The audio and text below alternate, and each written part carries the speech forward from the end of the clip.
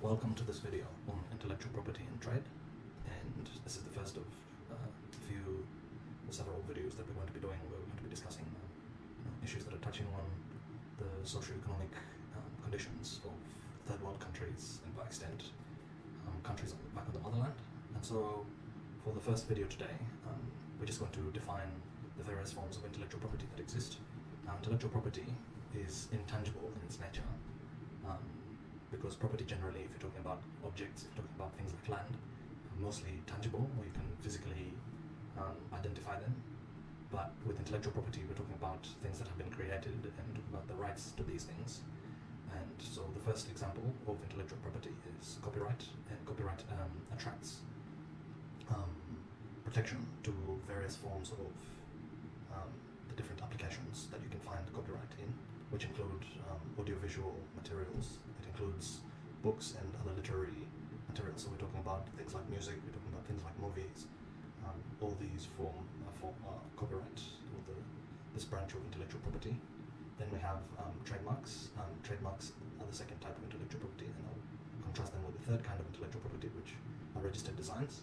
And trademarks basically are the rights to the goodwill of a business, and usually this will require that somebody who is an ordinary member of the public to identify a specific trademark and say that they're familiar with it, and it having a specific sort of place in that person's memory. And for instance, I can give you an example of Nike. Nike is a good example of a trademark.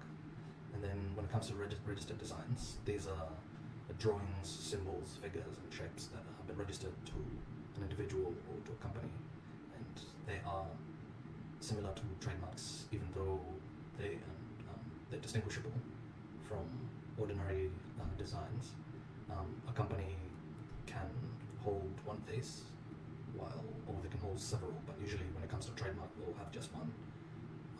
But I'll give you an example of the distinction between trademarks and the registered designs.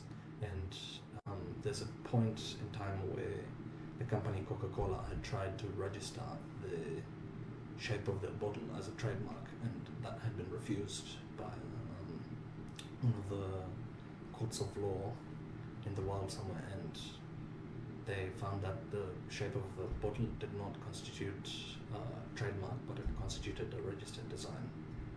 The fourth kind of intellectual property is patents, and patents involve an inventive step, and they are distinguishable from things like copyright, because usually patents apply to scientific innovation and that kind of thing, and they have a specific method of manufacture, and usually these form the trade secrets of a company. But then when they're disclosed to a patent office, that's when the right to a patent can be said to exist. So registration of these forms of intellectual property is what gives them protection.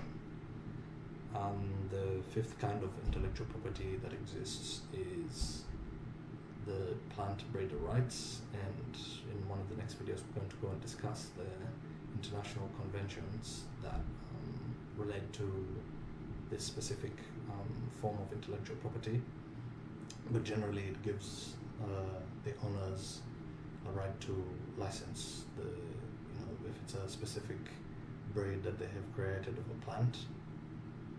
The plant breeders can restrict the resale or the commercialization of their intellectual property while maintaining their monopoly on that specific breed. And this applies where at times a company would want to conduct genetic testing and improve the qualities of a traditional plant or other species by making it either drought resistant or resistant to diseases and that kind of thing. And so these are just a few forms of intellectual property.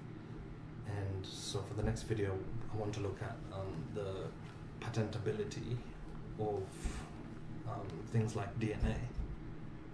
And so something like DNA, the question of question of DNA being patentable has arisen so many times, and we have seen the question of a sheep, I think the name was Dolly, that had been cloned, and so a question has arisen in court as to whether human life can be patented, and that has been answered in the negative, so you cannot patent human life. But there are people who have cloned animals, and we've seen the sheep example.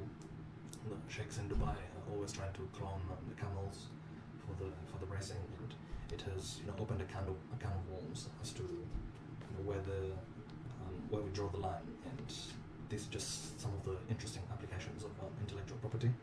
We'll come and review some of the cases where genetics have been the question of genetics and the patentability of that has been addressed in a case.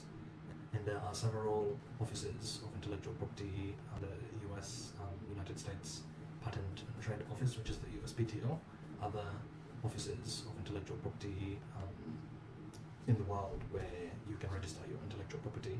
And an interesting regime that relates to patents is called the Patent Cooperation Treaty.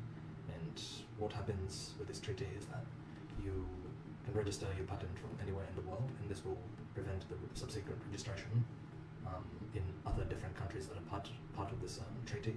And because the PCT has been signed by several countries, they also gain the same benefit from that treaty. The equivalent sort of like obligation attracts to different countries, and so the people from one country get the protection, as do the other subscribers of that agreement. And so the Patent Cooperation Treaty obviates the need for the registration, the subsequent registration in different countries, and that reduces the amount or the costs of the registration, the translations and things like that are part and parcel of registering a patent. And so I'll just leave that there for now. And in the next one, we're going to discuss the protection of software and computer programs through intellectual property. Welcome to the second set of the videos where we're going to be talking about intellectual property.